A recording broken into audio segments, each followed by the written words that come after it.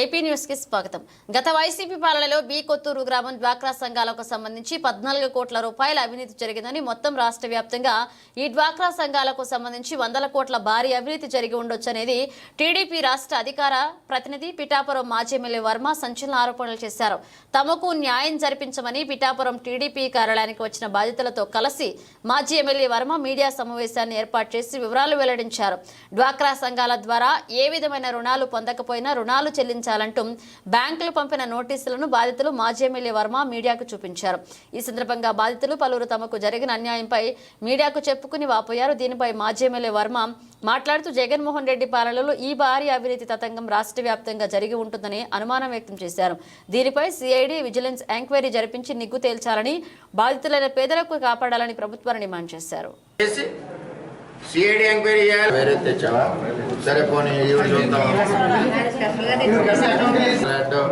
ఏ bank ఇది?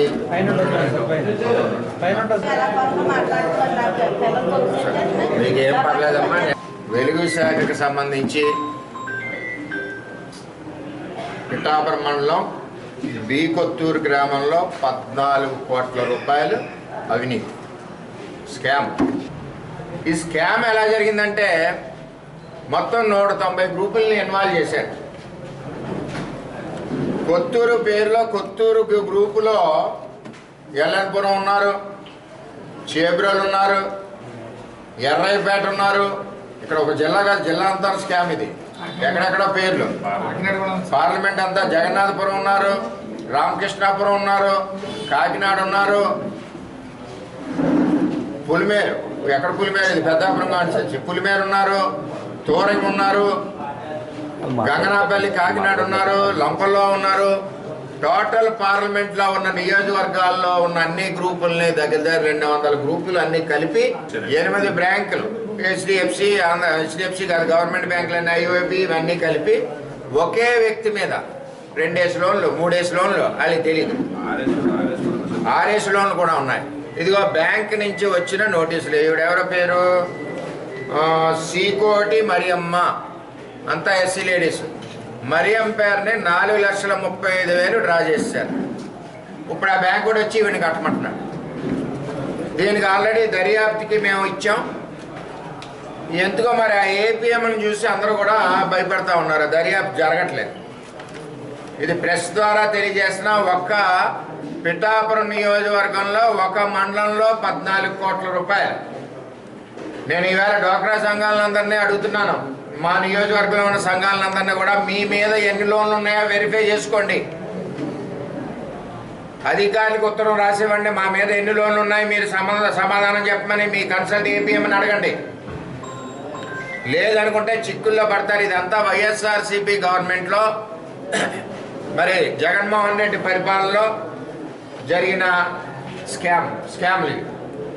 ఇదిగో కొంగు ఈశ్వరి 6 లోన్లు అంటే 6 నాళ్ళు, బుద్ధ కుమారి 5, ఇంకా చాలా ఉన్నాయి. ఇగో ఎన్ని లోన్లు ఉన్నాయి?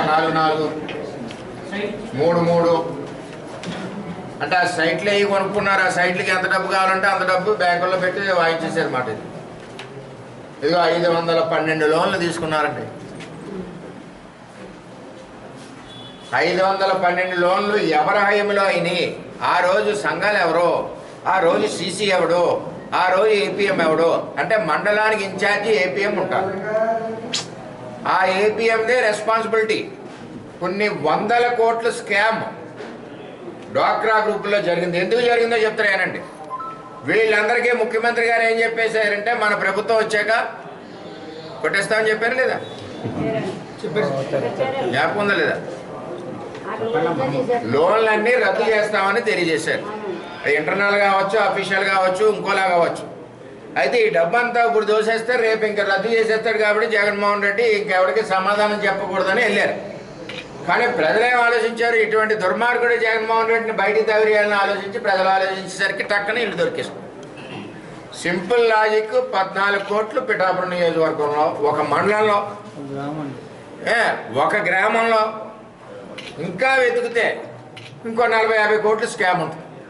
నేను అన్నా ఏంటంటే పిఠాపురం నియోజకవర్గంలో 3 మండలాలు 2 టౌన్లు వెరిఫై చేయాలి. ఒకటి రాష్ట్ర వ్యాప్తంగా ఈ డ్వాక్రా సంఘాల లోన్లు వైఎస్ఆర్సీపీ ప్రభుత్వం ఉన్నప్పుడు ఇచ్చిన అన్నిటి మీదుగా కూడా ఒకసారి వెరిఫై చేయాలి. ఇక్కడ ఏంటంటే లబ్ధిదారుడు ఎవరైతే ఉన్నారో సంఘానికి గ్రూప్కి ఒక లోన్ వస్తుంది.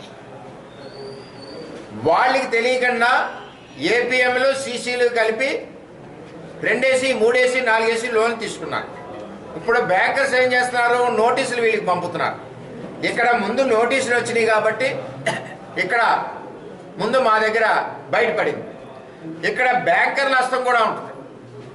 అంచేత దీని మీద సిఐడి ఎంక్వైరీ చేయించి, విజిలెన్స్ ఎంక్వైరీ 2 ఎంక్వైరీలు చేయించి రాష్ట్ర వ్యాప్తంగా, ముఖ్యంగా ఫస్ట్ ఇమ్మీడియట్గా పిఠాపురం మండలంలో అప్పుడున్న ఏపీఎం అప్పుడున్న సీసీ వాళ్ళ మీద ఎంక్వైరీ చేసి వీళ్ళు ఒకటి లెటర్ రాస్తారు. ఏపీఎం కూడా కొన్ని సంతకాలు పెడుతుంది. ఏపీఎం నాలెడ్జ్ లేకుండా ఏది కూడా డ్వాక్రాలకు సంబంధించి మూవ్ అవ్వడానికి వీల్లేదు. ఇమీడియట్ ఆఫీసర్ ఎవరంటే ప్రభుత్వం, ఏపీఎం.